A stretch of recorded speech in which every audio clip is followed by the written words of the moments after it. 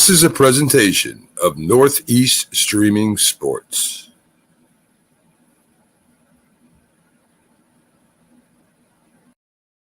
Good morning, everybody, and welcome to another episode of Start It Up. We are broadcasting live on Facebook, YouTube, Twitter, Twitch, LinkedIn, and of course, Roku TV. I am Jamie Pags, the Philly sports guy, along with my main man, Mac McGrath. Morning, Mac. How are you? Good morning, Paz. Good morning to all the viewers out there today. Let's get right to it. We had actually a short day in baseball. It was a travel day, one of those days where everybody's like, all right, we got to go to the next spot. So there was a truncated schedule out there, but there was some games going on. So let's start off with Seattle, out in Seattle, or actually out in Detroit. Seattle Mariners 7-0 over Detroit. Seattle is definitely putting their stamp on getting that last wild card spot, and they hand the Tigers their 18th shutout loss in a sweep. They swept out the Tigers. Obviously, I mean that's what you're supposed to do against bad teams. The Tigers right now are 50-81, and compared to the Mariners, who are 15 games over 500 with a 73-58 record. Logan Gilbert has got his 11th win of the season, goes six innings and gives up 2 hits, and strikes out 9 in that game. Yeah, Seattle, as everybody knows, Seattle was my pick to win the World Series, and now they're not laughing as hard as they did before. And there you go. There you go. Well, you know what, J-Rod, when you bring in an energy like that, sometimes it take the rest of the team will take hold. Yeah. So it's and of course he got compensated for that. He got a nice extension. This year he comes in as a rookie. Next thing you know, he's getting an extension. Yeah, he's not going to need to go to arbitration anytime real soon. Yes, or ever. The Kansas City Royals fall to the Chicago White Sox 7-1. The White Sox take 2 or 3 in this and actually beat the Royals up. The Royals are not doing anything real well. The White Sox get to within 1 game of 500 as they're trying to figure out whether they want to be in this race or not. I think that they're like 6 games out right now, so it's really bad. Johnny Cueto wins this one, gets his 7th win, 5 1/3 inning pitch, 6 hits, 1 earned run, and 5 strikeouts. Daniel Mengden with the loss. I think it was probably his first. It might have been his first game. He goes 3 innings, 2 2/3, gives up 3 runs, and with 2 strikeouts. Yeah. So who knows whether the White Sox is really going to be able to make a run or not? Yeah, they keep threatening to maybe do it, but it's possible that maybe without La Russa there that they could actually do something. Because I feel like La Russa is probably the one that may have been holding them down a little bit. Yeah, I agree with that. As you could tell, I'm not a fan of the manager over there. No, I don't think there's too many left. Yeah, the Oakland Athletics and Washington Nationals. It's like I said, you had to get paid to go watch these games, and of course, they gave some extra time going into 10 innings, and they win. And the Nationals win this game 7-5. So they take that. Who was the winner of that? I keep waiting to see Stroudsburg in this. Stroudsburg. I don't think he pitches anymore. I think that he's just getting paid by Washington, but doesn't actually pitch anything at all. So yeah, he was one of the best too for a while there, Pax. So this was a game that really stood out. I was watching this game yesterday as there was no Phillies game. This was the game that really showed the most important and kind of gets you ready for baseball playoffs. The LA Dodgers up in New York at Citi Field against the Mets, and the Mets win the season series with a 5-3 win over the Dodgers. Chris Bassett gets the win. It's Tigers 12-7, 6 innings pitched, with giving up 6 hits, 2 earned runs, 4 strikeouts on 3 walks. Had a little bit of your situation there, and you know, I tell you, I'm not a Mets fan, and Right. but I like the Mets fans. I do find that the Mets fans, what I like about them is that they like to travel. And so when they came down to Philly, I have a lot of fun with them. A lot of them follow me on TikTok and on social media. So I'm really good about all of that. However, you know, they did something that was really cool. When Edwin Diaz goes out into the thing, they brought down the guy who actually made the song with the trumpet, Tommy Trumpet, and they had him on the field yesterday as they called him in. And I thought that was kind of awesome. Yeah. That is just really cool how they did that. And when baseball sometimes can get a little boring, but you know, if you have those few moments of time where it's like, all right, we're calling it, and he didn't close this game out. He came in the 8th inning, Okay. but he was able to kind of shut the door on the Dodgers there. And like I said, he gave up 1 run, uh, but the Mets win that 5-3. And of course, they are still 6 games back from the number 1 spot. The Dodgers still hold that with 90 wins, but the Mets played some good ball and now know that when they get there, that they don't have to be afraid of the Dodgers. That the Dodgers may have some chinks in the armor. Yeah. Instead It's of sort of like the minor league baseball teams, right? They have so many different things for you to do while the game's going on for the kids and all that stuff. So yeah, it's like Major League Baseball might be following their lead. well, I don't know that they're going that crazy because obviously, the- Major League Baseball wants to do most of the focus on the field.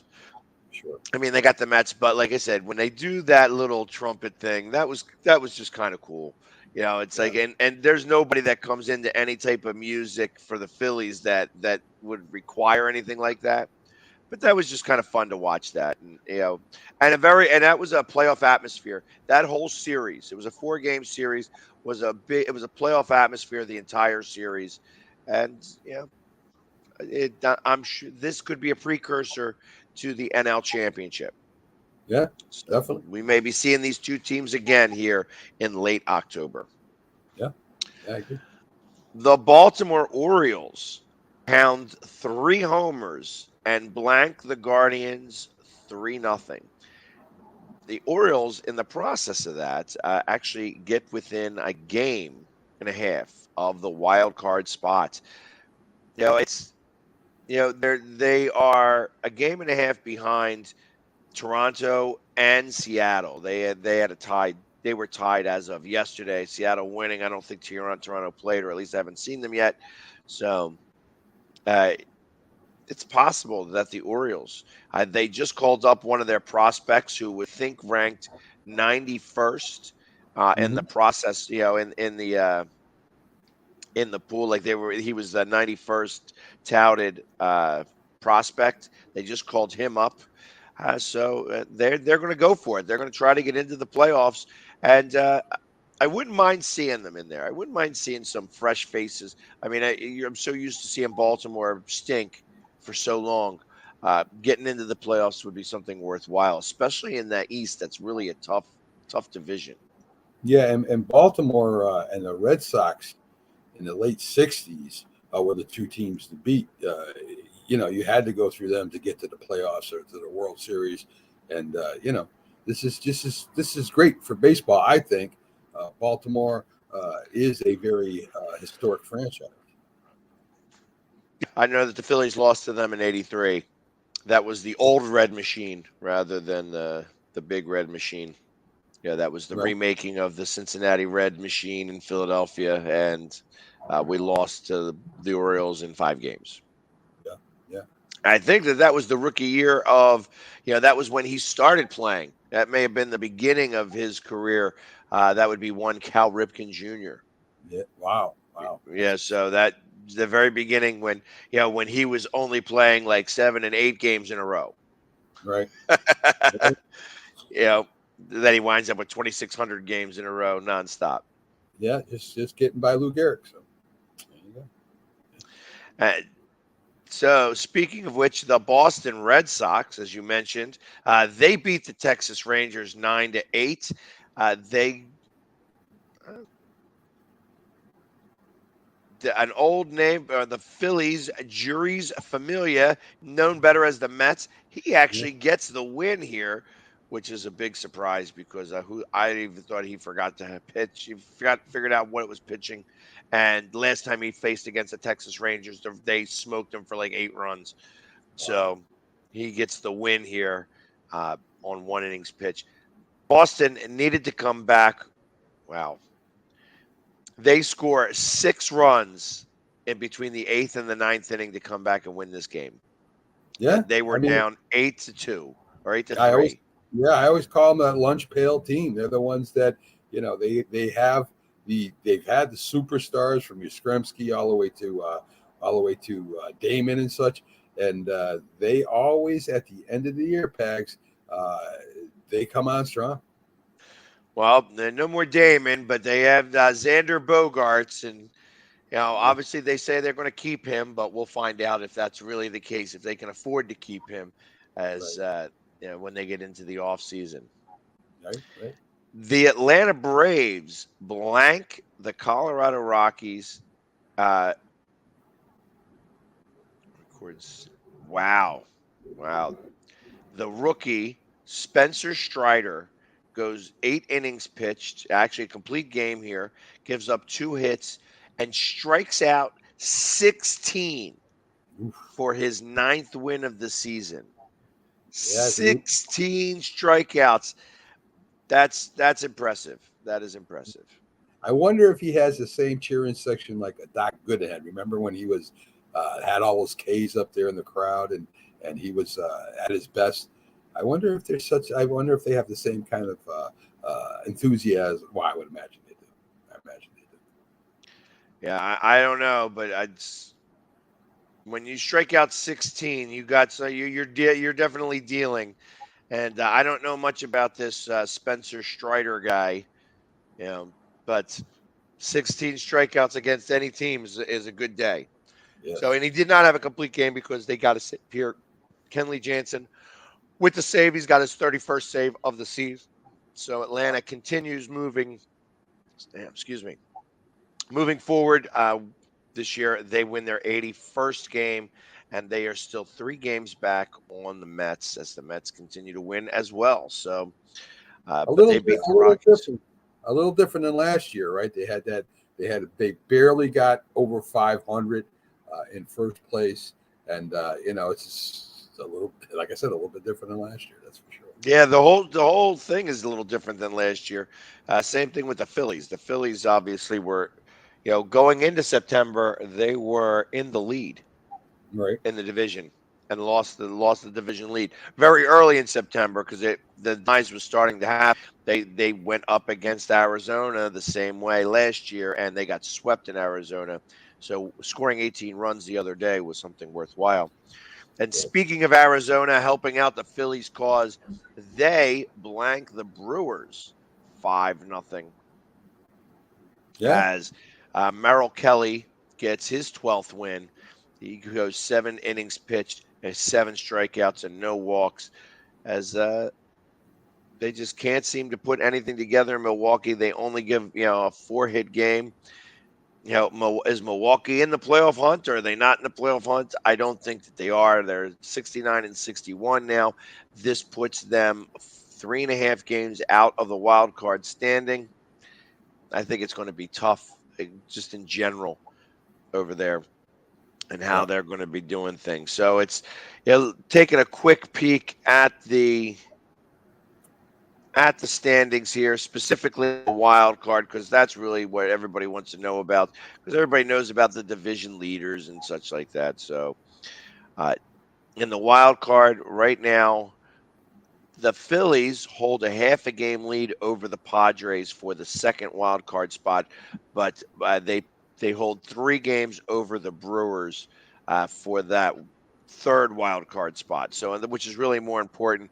I would not mind to see the Padres get the number 2 wild card so that they would have to face against the Braves and us go against St. Louis. But just getting into the playoffs would be worthwhile here.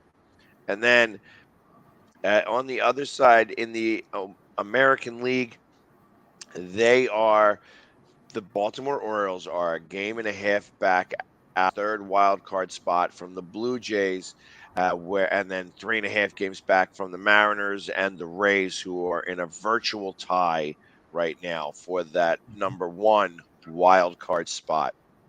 The Yeah. Twins are also within the mix at 3 games back of the wild card spot, and the White Sox at 6 games. Both of the and the Red Sox at 7.5. I've seen worse collapses. Yeah. No, So definitely. 7.5 games back isn't ridiculous. However, you got to start winning some games to really make that happen, and I don't expect that to really be the case. So Yeah, they came backpacks, against the Yankees and that big rivalry. I I think the Yankees were back. I think it was 14 or 18 games, but Boston came back in the last game and won. So that listen, Boston. People laugh at me, but Boston is that lunch pail team. They have the chemistry. They have the home field advantage. With that Green Monster. So never ever count Boston out. I can believe that. In other news throughout Major League Baseball, uh, Cardinals pitcher Carlos Martinez suspended for 85 games. Uh, he is allegedly had a situation with child endangerment. Of course, my story doesn't want to pop up here because my phone wants to screw with me while I'm in the middle of a show, so I can't read the whole story. But I remember seeing it yesterday that he's been accused of domestic abuse and child endangerment. So it's for That's violating its joint domestic violence, sexual assault, and child abuse policy. oh wow. So 85 games on that is a lot of games. I'm not exactly sure what happened, but when you get those types of charges against you, it's an unfortunate type of situation. So, Yeah, yeah, I agree. and let's see if anything else. Mariners hold the Tigers to their 18th straight. A lot of word about prospects coming up. Obviously, September 1st is where you can increase your roster to 28 players from 26. So they brought a lot of new prospects coming up into the league, and that it was literally like that. The Orioles had somebody, and is very their new shortstop who was doing very well in AAA. That's the kid who was the 91st ranked prospect in Major League Baseball. And let's see who else brought up. Tampa Bay's got to be in there, right? They do that every year. They're always change over, always bring up prospects. Great scouting department, great system down there. So I imagine they're doing the same thing. Probably, however, the Rays didn't play yesterday. That's the only reason why we're not hearing about that from them. The Yankees call up infield prospect Oswald Peraza. Yeah. So they're trying to get a little bit of fire into their coffers too. It's the Giants acquire former top prospect Brinson from the Mhm. Astros. I'm not exactly sure who he is, but let's see if it's who it says. It's outfielder Lewis Brinson for cash considerations. That was definitely one of the waiver prospects, or actually, they have to trade them in the minor leagues. Minor league trades are still allowed to happen. Okay. So they probably picked him up there. And then, of course, they got this rookie who breaks the Braves record with 16 days. Uh, I think he's the first Brave to throw that many, or he actually broke the record for Yeah. strikeouts in a single game. 16 Ks over 8 innings. And with And that's all pretty. all all the great Atlanta pitchers, right? I mean, if you go back to their main three, and that's surprising that he did that. So that was the first thing that I thought of. I'm like, wow, that 16 is the record. The previous record was held by. All right, you want to take a guess at which one of the pitchers had the? was it? What was it? Was the one that started as the reliever and then came in as the starting pitcher? Well, he was a starter and then went to a reliever. Okay. But yes, you All are right. Smoltz. All right. Yes. Smoltz was the one who had he had 2 times where he had 15 strikeouts in a game, but never 16. He was a good Irishman. So and that's an Atlanta Brave. When they were the Milwaukee Braves, there was a Warren Spahn who struck out 18, but he did that over 15 innings. Yeah. So that's a different scenario. That was when pitchers were real. Right. And we can't forget about the offense too, Pags. I mean, Andrew Jones. I mean, one of the best center fielders ever to play, had a lot of power. Yeah, and he was part of that Braves team that won a lot of games, but not a lot of championships. Exactly. That was the biggest. That was the biggest cut on them, right? I think they won one World Series, and So. And they had a manager who liked to beat his wife. So that was the one thing that you remember. I remember about him that he was not the nicest of guys, and he was but I guess a good baseball manager because different times back then. It was different times. Definitely. But anyways, that's all I have. Do you know of anything that's going on your side with baseball? Any baseball news coming from your camp? No, Pags. I think you covered it all, my friend. All right, let's take a quick break. We're going to go early on the break because college football was out yesterday. There was a lot of stuff that was going on, and there's been some football moves that even though they got down to 53-man roster, these rosters are still not set, and there's been a lot of football things going on. So let's go take a quick commercial break now, and we will be back right after these commercial messages. Stick around.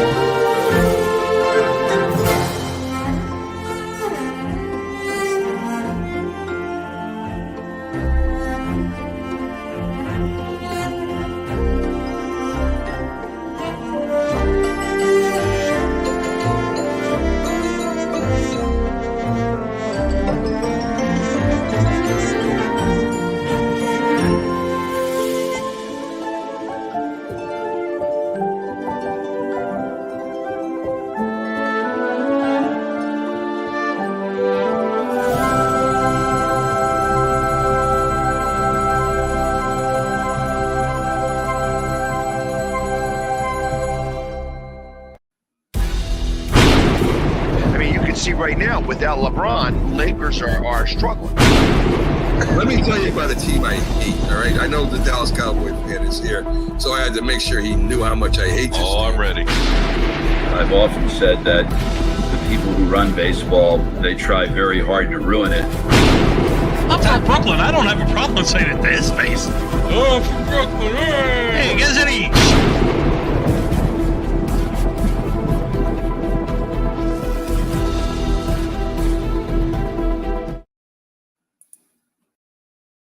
And welcome back to Start It Up. I love showing that commercial, and not just because I'm in it, but obviously Philly Sports Trips. They definitely help me out with getting to all my different locations. Definitely, if you want to travel to anyone, also not only, and this is something that's a little less known. If you want to come to a game in Philadelphia, if you happen to be a Giants fan, a Cowboys fan, Washington fan, a fan of any of the teams, a Pittsburgh Steelers fan, you could get a hold of Philly Sports Trips, and we have certain packages that allow you to come to a tailgate. That's co-ed tailgate, as we call it, because we do allow opposing fans, so you have a safe environment. We set up the hotel, and we get you tickets to the game. So there is full packages for you to come to Philadelphia as an opposing fan and be able to enjoy a game here without getting beat up. So, feel free. What more can you ask for, Pags? I mean, Exactly. That's the best part about coming here sometimes is that we give you security for as long as we see you. So once you're out of our sight, then that's up to you. Make sure that you don't talk back to some of these guys because, I'm not there to protect you all that time. Yeah. But really, truth of the matter is that Philadelphia isn't as bad as everybody likes to think it is. Everybody thinks that we're bad people and that we're the craziest fans that always start fights. That's really not the case at all. Yeah. I think that's all blown out of proportion, Pags. Yeah, it's trumped up media stuff. Of course, the media needs something to talk about, and they love picking on Philly. That's okay. No one likes us, and we don't care. Oh, come on, Pags. I love you guys. I know that you do. I know that you do, Mac, but not everybody feels the exact same way. So Mario, anytime you want to come, you are more than welcome. We could set you up. All you'd have to do is just get the plane ticket here, and we can take care of everything else. Mario has been following me for years from Sydney, Australia. He's down there, so. Love Mario, and I appreciate he gives us our international flair here from Australia. That's too cool. All right, so as I said, college football. Last week was week 0. We are actually in week 1. This is week 1 scores, and they started on Thursday. They did the Thursday night kick. So. And here are all the scores here. I'm going over all of them because most of these schools we haven't even heard of, but we're going to do it anyways. Akron wins in overtime against St. Francis of Pennsylvania, 30-23 there. Another overtime game, Florida International 38, Bryant University 37. I'm not sure where Bryant. We already established that's at the airport, folks. So you got to go to the airport to watch them play. Florida International, yes. That's if you want to be part of the FAA, that's where you go to college. So and hope to play some football because they need some extra help there. Right. 12th ranked Oklahoma State beats Central Michigan 58-44. Hopefully everybody took the over on that game. Oh, hell yeah. So, South Carolina State gets drubbed by UCF 56-10. University of Central Florida there. I know that I've been around there. They actually have a great campus over there. Back in my younger days, I spent some time in that campus. Listen, they compete very well with all the Florida schools out there. So, UCF has nothing to worry about when it comes to playing these other teams. Well, and actually, with the rise of UCF, it's actually led to a little bit of the demise of Florida State. Florida State has kind of suffered because of that, because UCF has been taking some of the recruits that would normally have gone to Florida State. Obviously, Florida still have a pretty good team, but and Miami used to be great, but is obviously does not have the same appeal as they used to. So, isn't there a lot of complaints about the stadium more than the team and everything? I mean, their stadium, from what I understand, is terrible. The locker room, everything there. So, in Miami, yeah. That's what I heard. That's not so. That wouldn't surprise me. I mean, it's probably been the same locker room for forever. So Yeah. sometimes you have to put a fresh coat of paint on there and maybe sweep up something. Yeah. I don't know what they're doing over there, but Yeah. I figure like that the opposing locker rooms should be a little dingier. You know what I Yeah. mean? That's you always want the opposing team to come in and not be happy about their surroundings. So I mean Right. that was what made the Vets such a popular place to play. Yeah. And that's, you don't want Eli Manning signing his autograph on the wall, during the game. So, yeah, I agree with that. So here you go. One of Desmond Howard's picks to be in the Final Four moving Okay. forward here in the college playoff. Pittsburgh outlasts West Virginia 38-31. I was watching this game. Pittsburgh's ranked 17th right now. Pittsburgh's actually got a very good team. Came on strong last year, has most of the players back from last year, and look to be a little bit of a powerhouse moving forward. They outlast West Virginia 38-31. I was watching a little bit of that game last night. I thought West Virginia was going to run away with it initially, and then Pittsburgh came back to really take hold of that game. Okay. Tennessee crushes Ball State 59-10. So Tennessee starts off a good season. Who knows if that's going to be the peak of their season or the start of their demise. And how can you not love the name Ball State? Ball State. Where is Ball State? I got to imagine that sounds like an Indiana school. It could be. It could be, Pax. So if anybody knows that, because I'm not going to Google it, I don't care. Right. Toledo beats LIU 37-0. Look at Toledo coming out of the box here and winning their first game against the LIU. Holy Toledo. Exactly. The only thing I know about Toledo was that was where Jamie Farr's character in MASH was from. Yeah. Okay. You get all different types of knowledge here from yes, from those types of things. We're full of it. 22nd ranked Wake Forest beats VMI is what, the Virginia Military Institute? Yes. I think that's who that is. 44-10. Obviously, Wake Forest getting some play here as the 22nd ranked, the preseason 22nd ranked. So they do pretty nicely there. In the Battle of Illinois, at least a couple of Illinois where they got half of the compass figured out here. Northern Illinois beats Eastern Illinois 34-27. Obviously, Southern and Western Illinois may have something to say out who really reigns supreme in Illinois, and maybe even Illinois University might have something to say about all of that. We have the same kind of setup here in Connecticut. You got Eastern, you got Western, you got Northwestern. Colleges up here, of course, Connecticut, you know how great they are about football. So, yeah, okay.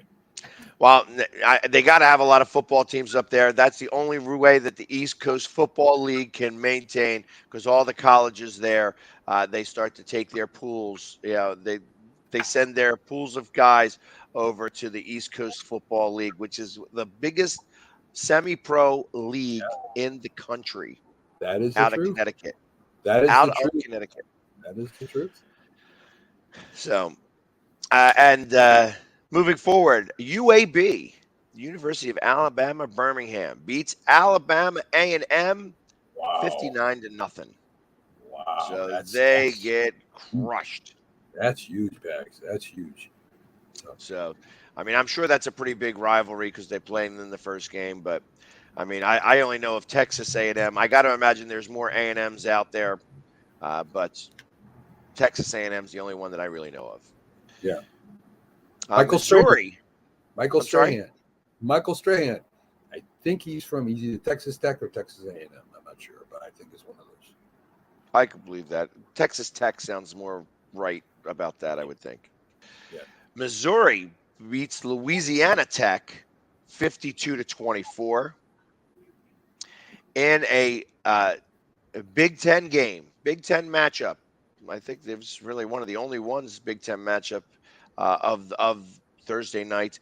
Penn State outlasts Purdue 35-31 with a that was what it is with 57 seconds left. Clifford throws a pass to Lee. I don't know. Yeah, Sean Clifford.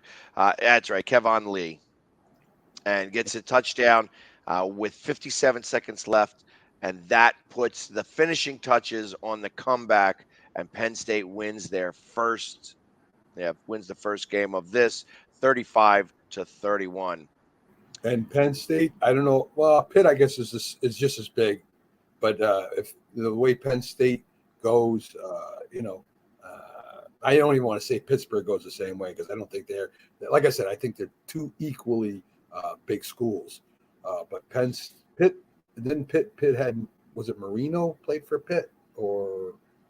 Well, I know that Marino was from that area. I don't know if he did. He may have gone to Pitt. Yeah. But I know he was from the area that Right. far, like part of Western Pennsylvania.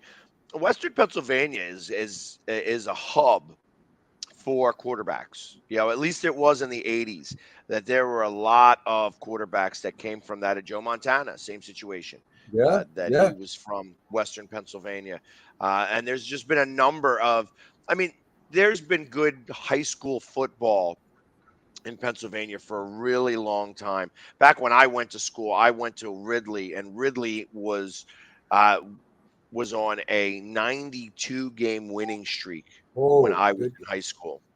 Yeah. And we lost, I think we lost our final regular season game against guys that we played with. Like I remember I was playing Pee Wee ball. We combined, we were playing with guys that went to Springfield, which was an opposing high school. And they're the team that actually finally broke the streak. The Springfield Cougars wound up beating us in that one game, but we still won the state championship that year. So, that being said, moving forward, Minnesota comes out of the gate real strong and blanks New Mexico State 38-0. Minnesota looking to be, trying to make a noise here in the Big Ten, on the western side of the Big Ten. Arizona State crushes Northern Arizona 40-3. Right. San Jose. Go ahead. I'm sorry. Is that where Deion Sanders and the guy from Philly, you played to win the game? Is that where they're coaching at, both of them now? No. So Deion Sanders is it Davison? Okay. Is he at Davison? I think is where he's the coach at. And you're talking about Herman Edwards. So Arizona is Herman Edwards. Okay. And I think that is him over there. Okay. I'm not 100% certain. It's either Arizona or Arizona State. But Herman Edwards still well loved here in Philly, as he was the one who scored the touchdown against your Giants when Pisarcik thought that he was going to be swift and changed football forever by fumbling the ball. And that was from that moment on, the kneel down in victory formation was. That was the coach that told him to do that, Pags. That wasn't Pisarcik. So. Well, it didn't matter because after they cut him that following year, the Eagles picked him up. He was a backup for the Eagles as well. So, I know my old Eagles history. Deion Sanders, Pags. I just got a quick alert. Is at Jackson State.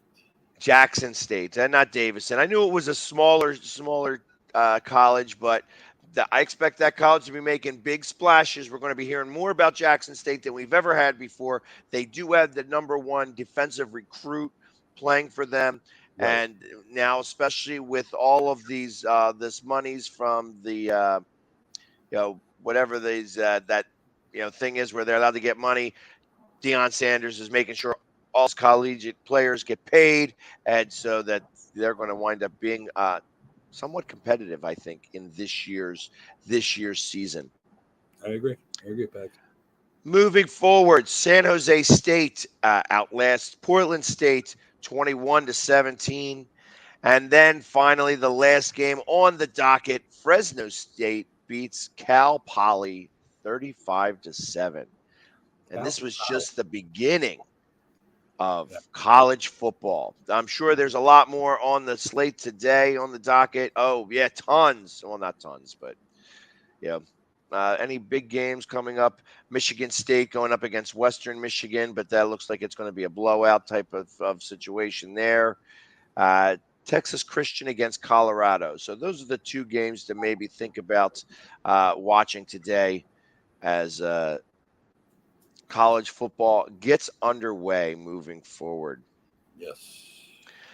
Let's talk about what's happening in football and how some things happened yesterday that really began to, shape how this season may turn out. The Broncos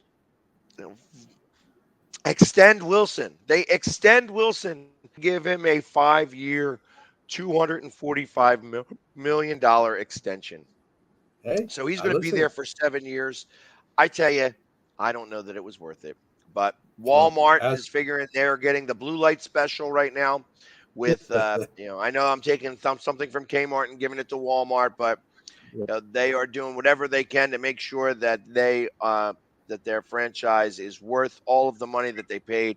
And they did that by starting off by signing Wilson to an extension for $245 million. That's a lot of money. That's a as lot we of money. already I hope it's worth it. as we already established, Russell Wilson is a definite Hall of Famer.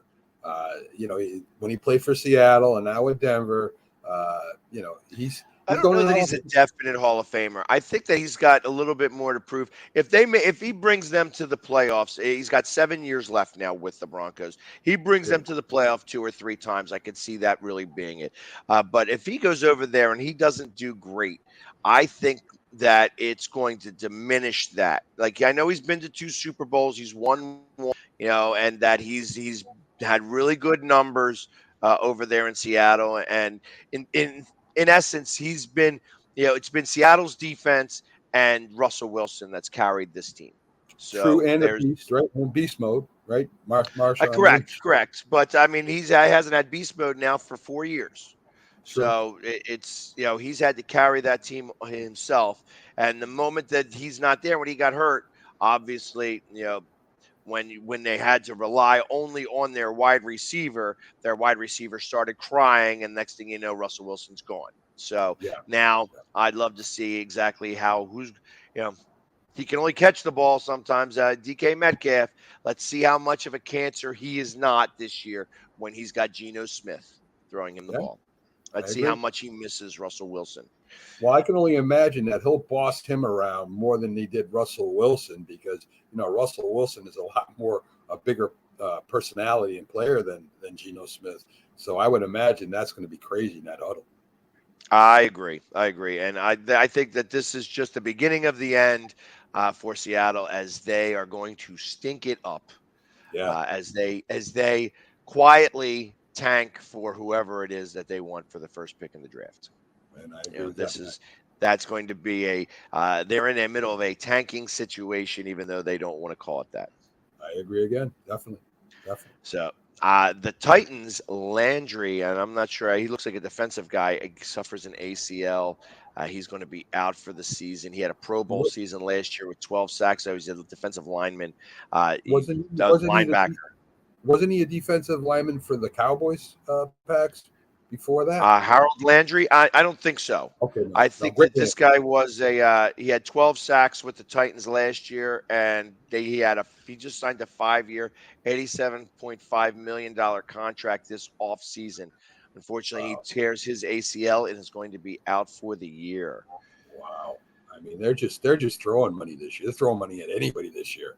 Wow. Yeah, unfortunately. Oh man, this is interestingly enough.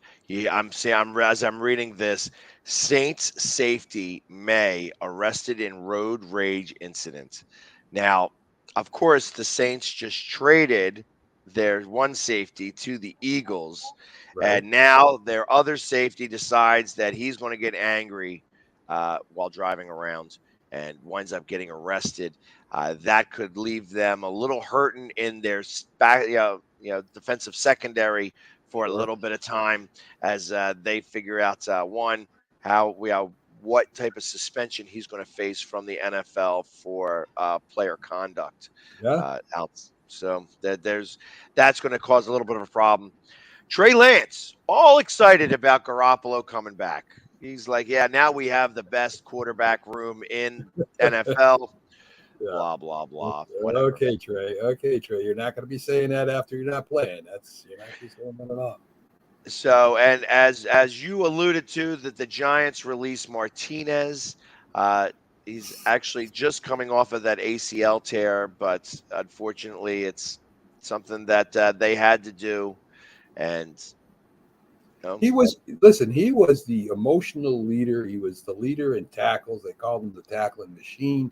I mean, listen, I know you got to make moves to cut down to the 53 roster, but come on, Giants. This guy is very valuable. He's a middle linebacker.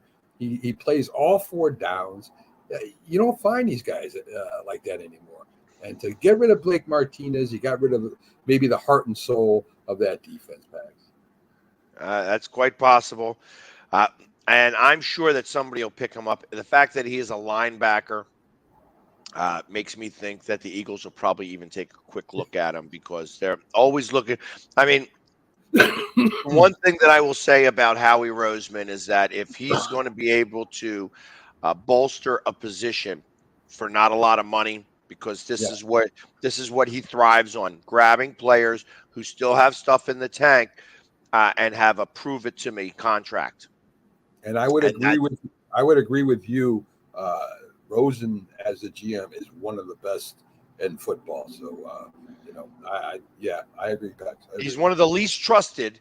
He's one of the least trusted in football, as voted on by the agents. But that being said, he's always real big on the prove it to me contracts. So I would not be surprised if Martinez signs a 1-year deal with the Eagles and they put one of their guys, because they only have right now, the Eagles only have 14 guys on their practice squad. You're allowed to have as many as 16, 17, because we do have an international player that we're training as well. So we have 2 more spots available. I wouldn't be surprised if they went and took a flyer on this guy and signed him, put him on the roster, and gave him a shot to try to make this team under one of those 1-year deals. Because I think that, and especially right now, the Eagles are a sexy pick to do well. Might be a good fit for each other. Yeah, I agree, Pat. Speaking of which, the Eagles claim running back Sermon off of waivers from the 49ers. They needed an extra running back, and they thought this guy was probably the best. He actually was going to be on their practice squad over in San Francisco, and the Eagles said, nope, we're going to take him. Thank you. There you go. They take him out there. Derrick Henry gets a $2 million raise to become the highest paid running back this season. Yeah, so they said, you know what? We're going to make you the best paid guy. Here's $2 more million. Yeah, until somebody else comes along and gets another, gets more money than he does, because that just keeps going on and on and on. So, well, right now, as of right this second, he's the highest paid running back in 2022. So we'll see. We'll see if that holds true here, as we're under a week away from the start of the NFL season next Thursday. So we are 1 full week away before the kickoff here. And Pags, as you said before, it's one on the line of scrimmage. The Titans easily have one of the best offensive lines in the league. They zone block just as good, if not better, than anybody there, and opens these massive holes for Henry to choose from. So, I think they should give them something too, right? Hey, listen, I understand that. And actually, they're not as big. They're not very big, but they are mobile. And that's the one thing that I will say about the Titans offensive line that matches the Eagles.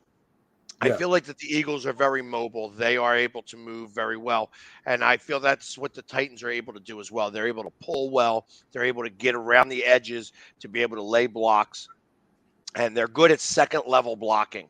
They're able to get through that first block and then get to that second block. And then if somebody happens to make it through, Derrick Henry just pushes them over and knocks them on their keister because they just can't handle that. The only thing different about the Eagles is they are a lot more bigger, right? They're bigger than the Titans linemen. And, it's impressive to see big men move like that, Pax. Hey, trust me, when I watch Jordan Mailata, and I keep waiting time that they decide to use him in a running back situation because he's carried the football, he's carried the rugby football, very well for a number of years. So I think it's only a matter of time before they start to really use that. I wouldn't be surprised if you saw 4th and 1 this year where they put him in the backfield to either be a fullback in a fullback type of situation, or they put him as the actual ball carrier and just plow through a line. Yeah, When you need that 1 yard, I wouldn't mind giving that as a trick play. I agree. That's Just, sort of like William the Fridge Perry, right? In Chicago, they gave him the ball, and which was a shame, which was absolutely a shame. I mean, not for nothing, but they were up by so much. Why not give it to Sweetness and let him score that touchdown? They gave it to the refrigerator Perry to score that touchdown. He's the one that gets that touchdown and has a touchdown in the Super Bowl. And Walter Payton does not have a Super Bowl touchdown. So I found that was ridiculous. All you needed to do was have him be as a fullback and give it to Sweetness. So you make a great point, Pax. You make a great point there. So of course I knew I'd hear a guy down in Australia.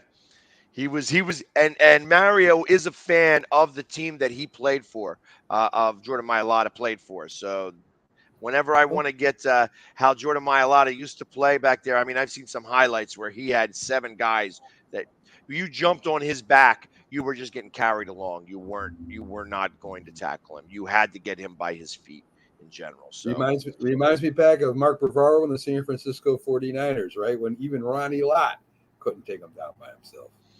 I remember Mark Bavaro. He was like and Mark Bavaro was like really the first tight end to that he was one of the ones that started to mold what tight ends are now. Yeah. Yeah, I'm a firm believer of that. That before that, tight ends were mostly just blocking guys. Mark Bavaro was the one who started catching balls a little bit. Him and Keith Jackson with the Eagles. Great one. Ozzie Newsome too, Pags. You got to throw him in there. Great Ozzie Newsome. Yeah. Yep. So I mean, like I said, those were the ones that really started to create what tight ends evolved into now. I think. True. Very true. The other big news in NFL was that Tua winds up getting the captain honor in Miami. And they're looking at that as a very big deal. This is that the team is behind him. Let's go try to win something here and see if you could actually make yourself the quarterback that we all want you to be. Yeah. So, I mean, how many people didn't like that signing, right? I mean, you had Herbert. I think that I'm almost positive. Did Herbert go before Tua? No, not before. It was after. Okay. So, anyway, a lot of people were against him. The head coach, it was very tough for Tua, who said he forgot to read the playbook. So I guess he brought a little bit on himself. There you go. And and that's all I have. Do you have anything from the NFL, Mac? No, Pax. Again, you've covered everything that I would have covered. So, all right. So here we go. Now a little bit of NBA news since we only got 5 minutes left, and this hits right close to home. The Jazz trade. Is it Donovan Mitchell? Yes. Is that who it is? Yes. To the Cavs for a package that includes Sexton. And I tell you, the Knicks. There's much crying in Mudville as the Knicks are unable. It started. I'm not a Stephen A. Smith fan. Sometimes he says some good stuff. Sometimes he says some bad stuff. But when I see him on point of tears, I have joy. I have joy. And he was about to cry that this happened over there. It's just he wasn't able to get Donovan Mitchell. I'm like, really? You're crying about this, but the Knicks can't seem to get anything done whatsoever. And Donovan Mitchell winds up going to the Cleveland Cavaliers. Yeah. So everybody's all excited about that trade, except people from New York. Yes. They are wrapping up the extension of RJ Barrett, though. So that's a little good news where, this guy has played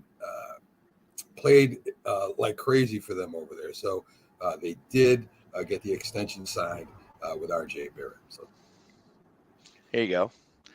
And interestingly enough, the country of Germany retires Dirk Nowitzki's number.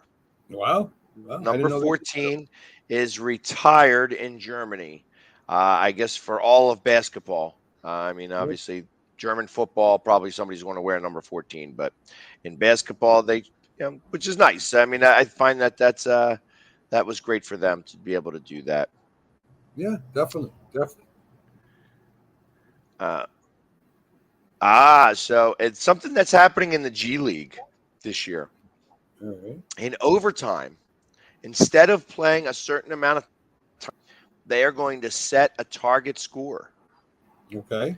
So you're going to have, so if the game ends in a tie, they're going to do it. Of course, it's not going to show me what they're going to actually go up to, because it loves to, my phone wants to screw with me as I'm trying to get all these stories read. But they're going to, so it's going to be like, hey, the first 1 to 15 wins the game. That'll be interesting. Like horse. Yeah, like horse. The first 1 to 21, right? So, yeah. And it's kind of something like that. So we'll see how that goes on. A little bit of extra quick news in tennis. Serena and Venus get knocked out in the first round of open doubles. Yeah. So as we were talking about that, you thought maybe it would tire Serena out to play in the rest of the tournament. Now she doesn't have to worry about that because she's already out. Yeah, there you go. Solved all the problems right there. So there you go. Exactly. And let's see. It's if there was anything else in news today. No, that's all I have. Mac, do you have anything to add into Again, Pags, as I said before, you covered it all. So you're on the money today, Pags. Got you. All right. Well, I appreciate it. Thank you very much. Tomorrow we will not be back, because tomorrow is Saturday. So you'll have to turn in to the Mac and Jack show for all of your sports news, where we're doing the debate show, but you will get some scores from us as we move forward. But we will see you guys all next week as part of Started Up. Thank you for joining us, and tune in another hour when we get back with the Mac and Jack show, where both myself and Mac will be joined by Hall of Fame boxing writer Jack Hirsch. Since he doesn't want me to talk about his boxing writing, in the beginning of a show, I'm going to say it here at the end of this show that we are happy to have him on there, and with special guest Byron Williams coming in. Yes. Actually, Texas Sports Hall of Famer Byron Williams, newly appointed there. He got inducted with George Foreman and Eric Dickerson into the Texas Sports Hall of Fame. So congratulations. And NFLPA, I think he is now the main guy. So not yet. We did send in our video of all of his highlights of being an executive, and he is on the short list of possibly being the head guy over there. So, and of course, he's NorthEast Streaming Sports owned. So we could say that we've molded him into the guy that he's become. Yes, we can. Great point. So. That being said, everybody, thank you very much for joining us, and we will see you in just over an hour at the Mac and Jack show. Everybody, have a great weekend. Yes, sir. Here. Yes.